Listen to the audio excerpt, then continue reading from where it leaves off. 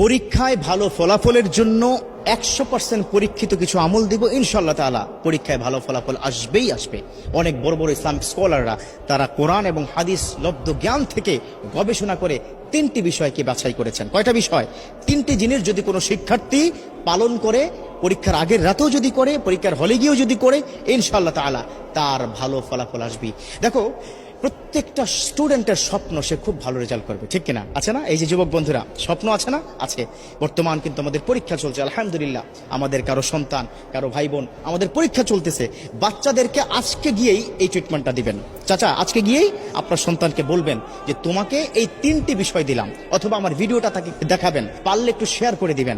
কারণ এই ভিডিও শেয়ারের মাধ্যমে যদি কোনো শিক্ষার্থী বন্ধু তারা যদি এই আমলটা করতে পারে, তাদের পরীক্ষা যখন ভালো ফলাফল হবে, ওই একটা ছোট্ট শেয়ারের কারণে আপনার আমল নামায় কিন্তু আল্লাহ পাক সওয়াব লিখতেই থাকবে। সুবহানাল্লাহ। কয়টা বিষয় বললাম?